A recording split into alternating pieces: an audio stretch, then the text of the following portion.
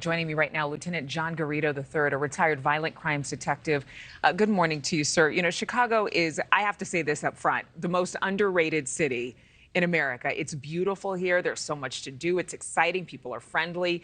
Still, generationally, most of the reporting on Chicago is on the worst of the worst. It's not a war zone in every neighborhood, but that's what we tend to see. Vigilance is required in big cities. Everybody knows that. But would you say, based on your time here, that crime is worse here now than it ever has been? I would say yes, it's definitely increasing. I joined the Chicago Police Department in 1991, and back then I think we had about 900 murders a year at that time. And it was slowly getting better until about 2012, 2013, when we were down around 400 murders a year. It's slowly creeping back up to, I think we were over 700 murders last year. So things have changed. Things are definitely getting worse. But no, overall, is every corner of the city unsafe? No, I mean, my wife and I just did Bike to Drive a few weeks ago, and it's a beautiful city. We do have a beautiful city, but unfortunately, the people that we have running the city, I don't believe, are doing a good job of keeping us safe. I want to get back to that in 1 second, but I want to go a little deeper, taking stats into consideration, because that's what a lot of news agencies do. They just report the numbers. Is this Right. more about how many crimes are being committed, or is this a shift in crime fighting and in criminal mentality that we're seeing?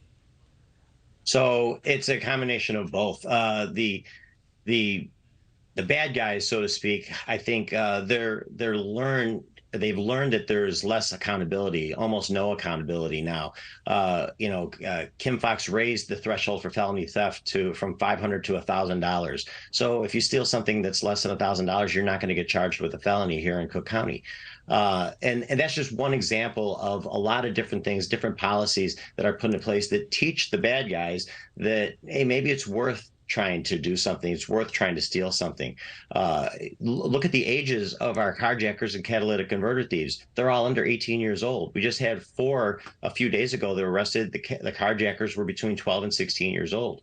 It's this new generation of criminal that just has not been held accountable. And I think it's having a significant impact. And then it's also the way we do our policing. David Brown had this idea of a scarecrow policing mentality of just putting officers on corners with their lights on in their cars to try to prevent crime. And that didn't really do anything. Add to it all the canceled days off, exhausting the officers. The deployment of the officers didn't make any sense. So having the right leaders in place definitely has a significant impact. It certainly is. And you mentioned about every single angle of this story and that answer there. But I want to ask you, when you look at Chicago, PD reporting that we've seen 54% of an uptick since 2019 in the number of criminal complaints. So people are calling, concerned about their communities. They're concerned about the bail system here because that became a huge, huge story. You talked about repercussions. What needs to change? What are the solutions from your experience that we should have brought to the table, that Kim Foxx needs to hear, that the mayor needs to hear, that the governor needs to hear? I think the first thing is we need to take politics out of policing. We need to put the right people in place that have experience and let them do the job that they know how to do already. We need to hold people accountable. Back in 2006, I think 2006 and prior to that, we were arresting approximately 225 to 250,000 people a year. Now, I think in the past few years, we've been averaging about 38,000 a year. We need to hold people accountable. Even all these teens that are ravaging downtown, they need to be arrested and make their parents come and pick them up. I'm not talking about put felony cases on them. They're out there, they're damaging property, they're stealing. Lock them up and make their parents come and get them and hold them accountable. And I think that'll go a long way to start to shift. What's being done now? What's being done now with those teenagers? Well, here, perfect example. In early this summer, when they first started, when they did the first onslaught down in Chicago downtown, 12 to 15 of them were arrested. That's it. If you go back to the Bulls riots back in the 90s, the first year we were caught off guard and we arrested 150 people. The next year we were ready for them and we got 1,100 of them, and then 1,200 the next year. Wow.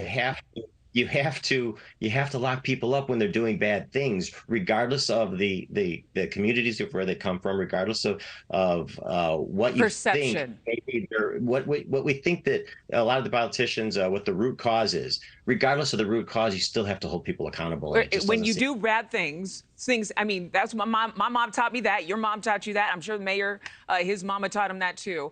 Exactly. Yes. You're giving testimony today in the field hearings, is that right? I am giving testimony today, yes. And go ahead. I know you have a question with that. Well, I just want to know what you're expected to say because we've heard all this stuff before. We hear it every time we talk about crime in America. So what is going to be said by you today to get the attention so that perhaps something will be done at a federal level that will actually help the people of Chicago? So here's the thing, right? So the first thing I said was let's take politics out of policing, but now it's politics that's actually going to bring this forum to light. But just the fact that I'm here talking to you about it because of this forum. Thank you for watching. Go to newsnationnow.com to find News Nation on your television provider. And don't forget to click the red subscribe button below to get more of News Nation's fact-driven, unbiased coverage.